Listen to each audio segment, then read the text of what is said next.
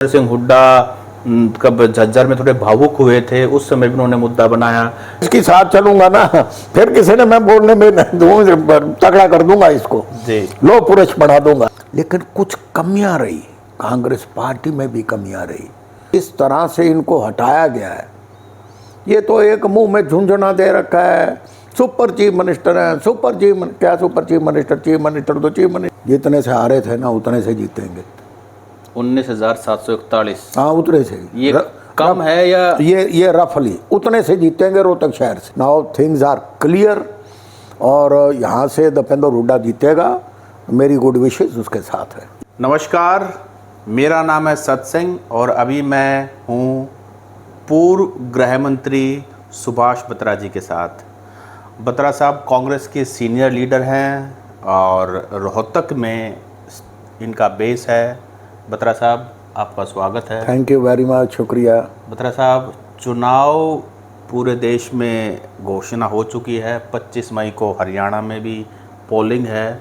ऐसे में हरियाणा में एक बहुत बड़ा घटनाक्रम हुआ, राजनीतिक घटनाक्रम मैं कहना चाहूँगा। मुख्यमंत्री समेत सभी के सभी बदल दिए गए। हालांकि कुछ लोगों को एडजस्ट कर लिया गया, लेकिन कुछ की परमानेंट छुट्टी हो गई है। जस्ट लोकसभा पोल से पहले ऐसा हुआ, इसको आप कैसे देखते हो? कि पंजाबी समाज के पहले तो उनको कैश किया, मनोहर लाल खट्टर जी को पंजाबी बना दिया। एक मैसेज गया, जबकि मेरा मानना ये है कि वो मनोहर लाल जी खट्टर अपने आप को पंजाबी कहने में बहुत गुरेज फील करते थे। वो कहते थे कि नहीं मेरे को ये मत कहा करो अपने नाम। हाँ, अपने नाम के साथ वो खट्टर भी नहीं लिखवाते थे। तो ये तो एक फेयरवेल थी और ये एक नया चेहरा। और ओबीसी कार्ड खेलने के लिए पहले पंजाबी कार्ड खेला, अब ओबीसी कार्ड खेला।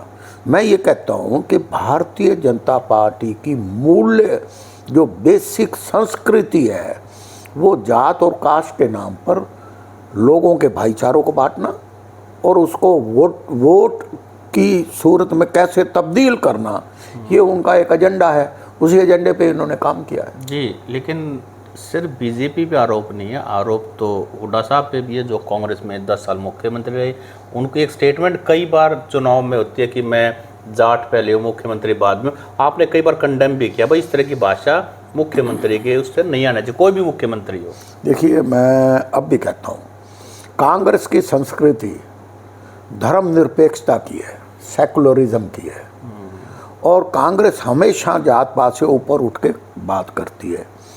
जब मान लो कभी हुड्डा साहब ने अपने समाज की मीटिंग के अंदर कोई बात कही भी, तो मैंने उस वक्त भी इस बात को कहा कि ये कांग्रेस का कल्चर नहीं है।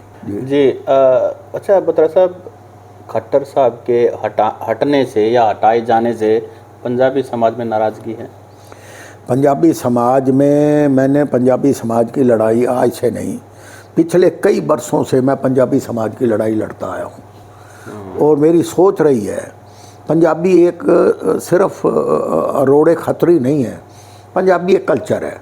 1966 से पहले सारे ना पंजाबी थे, it was a joint Punjab. और मुख्यमंत्री बनाया, और मैं तो ये समझता हूँ जिस तरह से इनको हटाया गया है, ये तो एक मुंह में झुंझुना दे रखा है, सुपर चीफ मिनिस्टर है, क्या सुपर चीफ मिनिस्टर तो चीफ मिनिस्टर होता है। ये लोकसभा का चुनाव बीतने दो, फिर दिखाऊंगा कौन सुपर चीफ मिनिस्टर है। कोई नाम लेवा मिल जाए तो मुझे कह देना। कुर्सी पे, कुर्सी की इज्जत, कुर्सी की पूजा होती है, और क्या है, कुछ भी नहीं। ये तो यूं फजूल की बातें हैं। इससे जिस तरह से हटाया गया है, मैं समझता हूँ वो पंजाबियों का, एक समाज का बड़ा भारी निरादर किया है। 2019 में रोहतक लोकसभा से कांग्रेस के प्रत्याशी दीपेंद्र सिंह हुड्डा 19,741 वोटों से हारे थे विधानसभा, जो रोहतक विधानसभा से लोकसभा में। इस बार आपको क्या लगता है कि क्या पंजाबी समाज जो नाराज है उसका कुछ फ़ायदा मिलेगा कांग्रेस को? सत्संग जी, आज आपको मैं बता रहा हूँ, आप कागज़ा लिख लेना, जितने से हारे थे ना उतने से जीतेंगे। 19,741। हाँ, उतने से। ये कम है या ये रफली उतने से जीतेंगे रोहतक शहर से। नहीं, पहला चुनाव आपसे आशीर्वाद लेने आए हैं? मेरा आशीर्वाद तो, जहाँ तक मेरे आशीर्वाद की बात है, दीपेंद्र हुड्डा तो मेरे बेटे जैसा है। मेरा बेटा गौतम है, दीपेंद्र है, ये छोटा था मेरी गोदी में, मैं खिलाया करता इसको।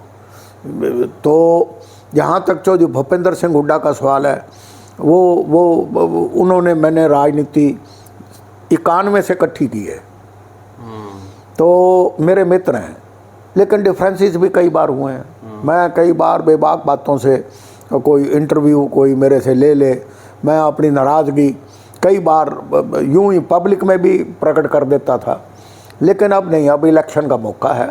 नाउ थिंग्स आर क्लियर, और यहाँ से दीपेंद्र हुड्डा जीतेगा, मेरी गुड विशेस उसके साथ है। लेकिन आप कैंपेनिंग में तो साथ दिखाई नहीं दे रहे हैं। नहीं, कैंपेनिंग में अभी टाइम कहाँ है, अभी तो आखिरी फेज में चुनाव है। तो 1 महीना हुआ कैंपेनिंग करते लोगों के, बीवी बत्रा जो विधायक हैं वो साथ साथ घूम रहे हैं। हाँ, उसका विधायक का फर्ज बनता है, उसी ने सारी चीज़ करनी होती है, लेकिन जब मेरी ज़रूरत होगी नहीं, मुझे आपके आशीर्वाद के बगैर बात बनेगी नहीं।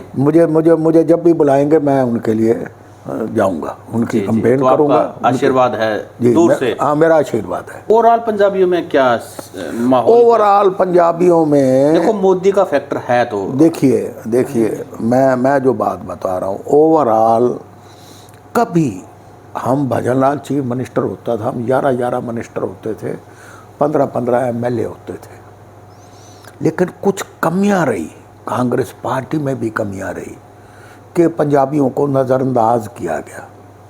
मैं हर जगह कहता हूँ, 4 वर्किंग प्रेसिडेंट बनाए, जहाँ 25 से 30 कॉन्स्टिट्यूंसी अर्बनाइज सेक्टर की कॉन्स्टिट्यूंसी में पंजाबी ही मैटर करता है, उनमें से एक को भी वर्किंग प्रेसिडेंट नहीं बनाया। अब सुरेश गुप्ता को वर्किंग प्रेसिडेंट बनाया, जतेंद्र भारद्वाज जी को वर्किंग प्रेसिडेंट बनाया, रामकिशन जी को वर्किंग, उनकी संख्या बल देख लो और हमारी संख्या बल देख लो। लेकिन मैं ये नहीं कहता कि उनको बनाया अच्छा किया, लेकिन एक हमारे समाज से भी कोई बनाना चाहिए था। यही कारण है कि कुछ ना कुछ तो कमियां रही होंगी कि हमारा आज एक MLA है, और दूसरी पोजीशन चीफ मिनिस्टर के बाद अगर दूसरी होती है वो होम मिनिस्टर की होती है। अनिल विज साहब को होम मिनिस्टर बनाया ना। आज तो दोनों साफ हो गए, आज दोनों साफ हो गए ना। अब रिजल्ट भी देख लेना, रिजल्ट में भी हाँ सफाई होगी। लेकिन कांग्रेस ने भी तो कोई नहीं, कांग्रेस में भूपेंद्र हुड्डा ने पब्लिक सर्विस कमीशन का चेयरमैन हमारे समाज से बनाया, SS बोर्ड का चेयरमैन हमारे समाज से बनाया, ये बात नहीं है। तो 2019 में हार क्यों गया? 2019 में कुछ कमियां रही होंगी, मैं स्वीकारता हूँ। अब उन कमियों को दूर करेंगे और सारे एकजुट होकर लड़ेंगे, अंदर से नियतन साफ होकर काम करेंगे, तो आज 10 में से 10 सीटें कांग्रेस की आपको मैं दिखाता हूँ। आप आगे चलो। मैं कहता हूँ, मैंने पहले भी इंटरव्यू दिया था, खट्टर साहब करनाल से विधानसभा अपना लोकसभा का चुनाव लड़ रहे हैं, पार्टी मेरे को लड़ाए ना, मैं बताऊंगा खट्टर साहब ने 10 साल में क्या किया। वो तो लोग भी बता रहे हैं। हाँ, लोग भी बता रहे हैं, मैं भी बताऊंगा। It depends upon a candidate. Candidate किसको देते हैं ये डिपेंड करता है। अंबाला सरसा दोनों रिजर्व कॉन्स्टिट्यूंसी में से आप शैलजा को कहीं से लड़वा दो, सरसा में लड़वा दो, अंबाला में लड़वा दो, लेकिन शैलजा भी पीछे हट रही है। शैलजा इसलिए पीछे हट रही है कि चौधरी भूपेंद्र सिंह भी पीछे हट रहे हैं। ये दोनों डर क्यों रहे हैं? डर नहीं रहे। ये इसलिए कि कई बार आदमी साफ कोई से काम करना चाहिए, पारदर्शिता दिखानी चाहिए। अरे चीफ मिनिस्टर का फैसला तो 6 महीने बाद होगा, आज तो है नहीं। मैं कहने लग रहा, इनसे उम्र में बड़ा हूँ, चौधरी भूपेंद्र सिंह हुड्डा से मैं 1.5 साल बड़ा हूँ, शैलजा तो बेचारी 60 साल की है, उससे बड़ा हूँ। मैंने शैलजा बहन जी को कहा आप चुनाव लड़ो, मैंने भूपेंद्र को भी कहा चुनाव लड़ो, बड़े लीडर हो आप। इनके मुकाबले के लीडर पूरी बीजेपी में एक भी नहीं है। बता साहब, बीजेपी में अभी आपके एक पुराने मित्र तो चलो अब भी होंगे, कृष्ण मूर्ति हुड्डा भी गए हैं, और कल वो डॉक्टर अरविंद शर्मा का जो उनको वेलकम सेरेमनी थी उस पे वो बोलते हुए कह रहे थे कि भाई किलोई के अंदर जो है बूथ कैप्चरिंग होती थी। उसी स्टेज पे दूसरे नेता बीजेपी के जो इनेलो से गए हैं वो कह रहे थे कि बूथ कैप्चरिंग नहीं होती है। असल जो कहानी बीजेपी के अंदर चल रही है, बीजेपी का अपना काडर तो है ही नहीं, आज सारे बाहर से आए हुए लोग हैं। सतीश नांदल इनेलो का कितने वर्षों तक प्रधान रहा। कृष्ण मूर्ति हुड्डा जी कांग्रेस कल्चर में पैदा हुए, कांग्रेस कल्चर में रहे। अब बीजेपी की कार्यशैली और है, उनका काडर है, that is a cadre based party. अब बूथ कैप्चरिंग का तो मैं मैंने भी वो इंटरव्यू सुना है, मेरे हंसी आ रही थी। कभी तो एलिगेशन लगा करते थे कि इनेलो करती है बूथ कैप्चरिंग, और कहीं वो कह रहे हैं, कसम खा रहे हैं, बूथ कैप्चरिंग का मतलब ही पैदा नहीं होता। अरे आप तो पले बड़े उसी में हुए हो। अब कृष्ण मूर्ति जी कह रहे हैं वो उनको अभी टाइम लगेगा बीजेपी की कल्चर में और जमने का।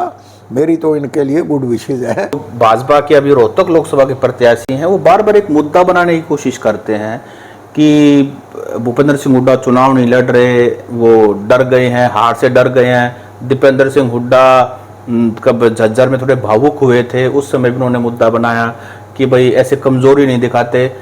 ये मामला क्या है, इसको आप कैसे देखते हो, राजनीतिक तौर पे कैसे देखते हो? अब मेरे जैसे आदमी को जिस दिन मैं आशीर्वाद दूंगा मेरी टिकट की मंशा नहीं है जी। मेरी आत्मा अंदर की आवाज होगी कि दीपेंद्र बनना चाहिए। कभी आंखों पे क्या छोड़ो, अगर फेस पे भी मलाल आ जाए तो मुझे कह देना। वो आज मैं बड़ा खुश हो रहा था कि वो बता रहे थे कि मेरे दादा ने काले पानी की सजा भुगती, जी जी जी, जेल भी काटी, ये उसी परिवार से है। तो मैं तो जब मैं इसकी साथ चलूंगा ना, फिर किसी ने मैं बोलने में तगड़ा कर दूंगा इसको, जी। लो पुरुष बढ़ा दूंगा।